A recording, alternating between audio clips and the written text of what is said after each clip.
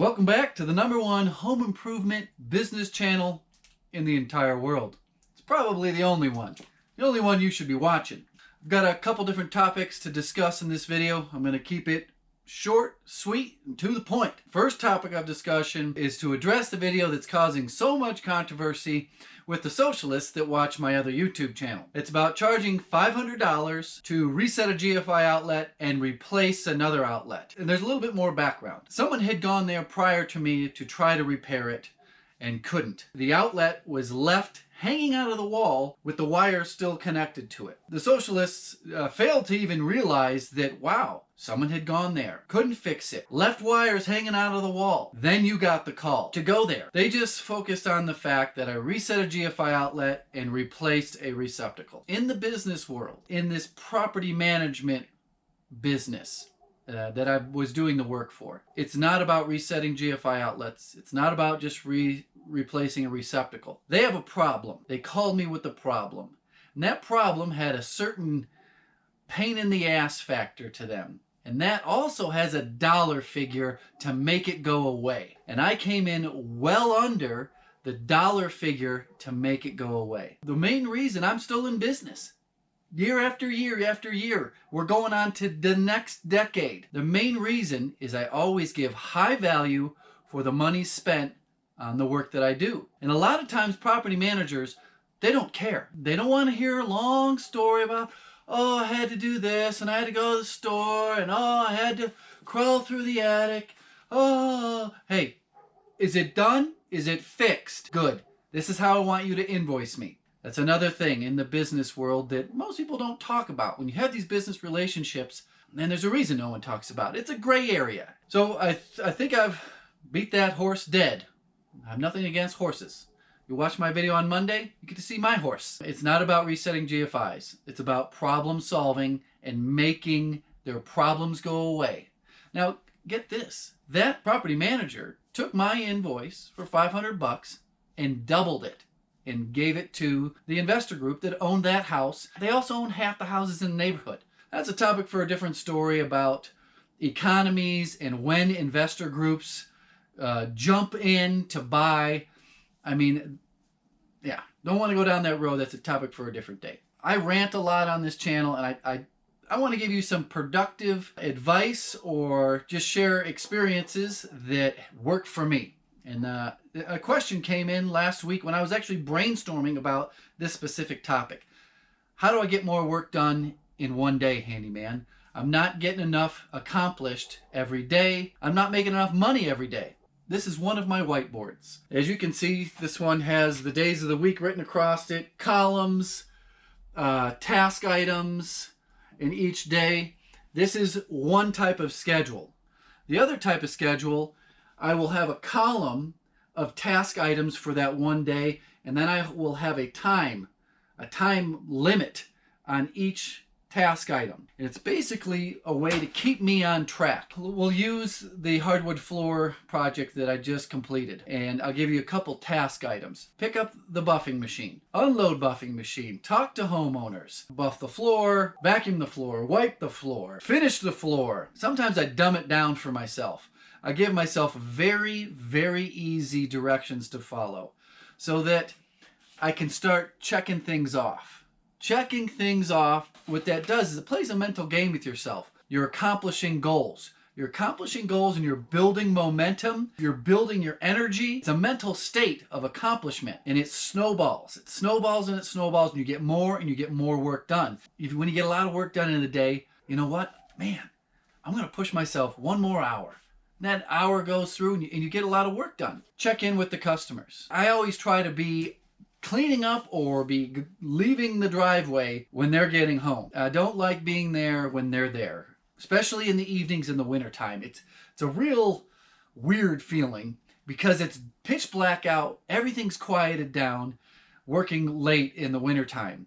It's just something that we have to deal with, is we can't get that many hours in the day in the wintertime. In the summertime, I can easily work till 8:30 at night. It won't be an issue at all. The homeowners, they may have come home, checked in, got some things, and left. They take their kids to practice, they're out with their friends, they're out of town.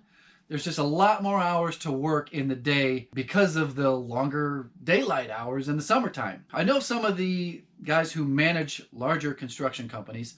I don't know why they would be watching my channel, but if you're in project management, you should be familiar with a CPM schedule, a critical path method schedule. There are a ton of videos on YouTube about it. I used to know it. I had to learn it in college. All major project management use a form of CPM scheduling. I make myself daily and weekly critical path method schedules. And sometimes it gets a little out of hand and I gotta start all over. It is quite complicated, or it seems quite complicated with the early start, early finish, late start, late finish, and this task item can't start until this task item is complete. So that's how the critical path of the schedule goes. Look it up and get an idea what it is and how it's applicable to project management, because that's what you're doing. You are a project manager. Whether it's a day, a punch list for a day, that's a project. How do I get all these task items done as most efficient as possible? A lot of you probably know this. Maybe it's just going to help to hear it from somebody else, and you can say, hey, you know what? I got to make sure I do this. I do my most complicated, most challenging projects at the very beginning of the day. I save the dumb work for the end of the day, for when I'm tired, I'm worn out, can't think straight, running low on calories. I do that routinely. At the beginning of the day when I'm making my schedule, or better yet, the night before, because if I don't make my schedule for the next day, I'm laying in bed and I start making it. And it's on repeat. It's crazy that my next day's schedule is on repeats, on repeats, on repeat. Another thing that you can do that has been huge for me is get the next day's materials the night before. Force yourself to go to Lowe's, Home Depot, wherever you get your stuff. 6:30 at night, 7:30 at night. It's only 7:30 right now. It feels like midnight because it's pitch black out, but you could go to Lowe's, go to Home Depot, get your buckets, get your primer, your paint, your roller, your plastic, whatever you need for tomorrow, get it tonight. That's another big thing that's helped my productivity, is forcing more hours in the day when I can't be tools in hands working in a customer's house. What else can I do in this day? Get tomorrow's materials, get tomorrow's timeline written out. Do any of you guys actually watch the other YouTube channel or follow me on Instagram? So I got a good surprise from Lowe's. It was the day of Thanksgiving. Probably shouldn't go over. I had to sign the most ridiculous contract I've ever had to sign. We went back and forth for hours over the contract to do an Instagram story and an Instagram feed post. But in the end, it was worth it. Black Friday morning, I get on my Instagram to start making my posts, and what do I see? One of the guys that I've looked up to for years, he's sponsored by the same company, Lowe's, making the exact same posts that I am. It was pretty awesome. And I got some pretty sweet tools. This is that SDS hammer drill. That it's a drill, it's a hammer drill, and it's a chipping hammer. The XR brushless. I didn't get that homeowner grade stuff. XR angle grinder. This is also brushless. What else did I get? Where the heck did it go? I got the multi-tool. This is also the brushless XR multi-tool kit. It comes with, well, all this stuff here.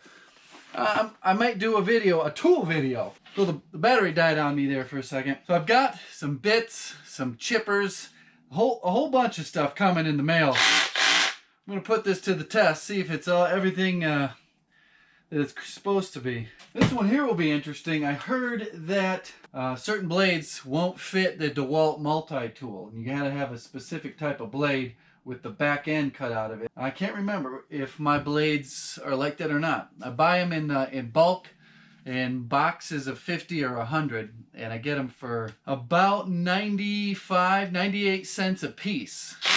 They work pretty good. I think that's going to wrap this video up. Don't want to drag it on too long. Leave some questions down below. You can always follow me on Instagram. Ask them on Instagram. Sometimes I don't always see the comments. When the video's new or if you post a new comment, I'll always be able to see it. But if the video's old and you're responding to someone else's comments, there's just no way for me to find it. It's almost impossible. Hope everybody had a great Thanksgiving.